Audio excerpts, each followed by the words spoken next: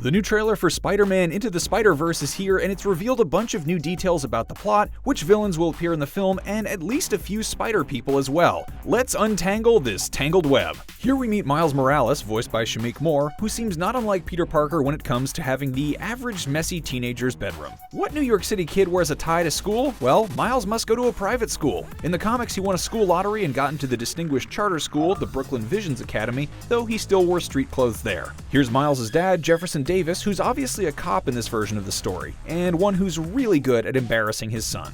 And there on the TV is Spider-Man himself. This must be the Peter Parker version who shows up later in the trailer. And he's swinging with a person under his arm, which is a nice tribute to the cover of Amazing Fantasy number 15, which is of course Spidey's first appearance.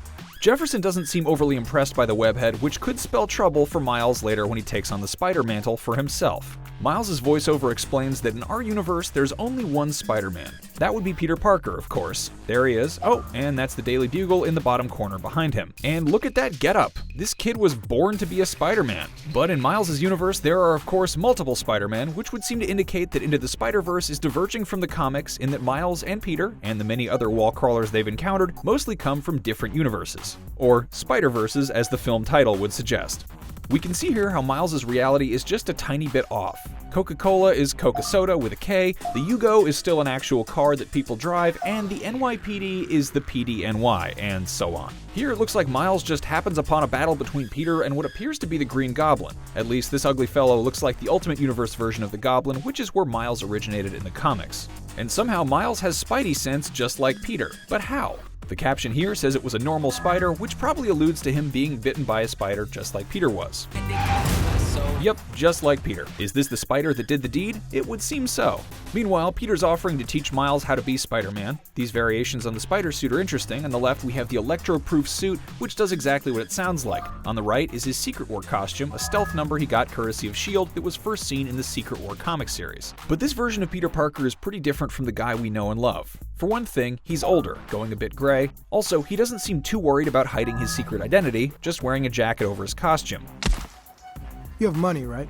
I'm not very liquid right now. The not having any money part definitely tracks with the old Peter we remember, though. This version of Peter Parker is of course voiced by New Girl and Jurassic World's Jake Johnson. Also notice that at this point Miles is also wearing a spider suit under his jacket, so his training has most likely already begun. In fact, it looks like he'll have at least a couple of different costumes. This darker suit is a variation on his traditional look from the comics, though it looks pretty homemade. The advice that Peter gives to Miles, don't do it like me, do it like you, sounds a lot like what Aunt May told Miles in Ultimate Comics Spider-Man number 14 when she said, don't do what Peter would do what Miles Morales would do. The Brooklyn call-out from Miles is fun for a few reasons. Not only is the character from Brooklyn in the comics, but it also reminds us of the time that Peter and Captain America first met in the live-action Civil War movie, except in that case Spidey was from Queens and Cap was from Brooklyn.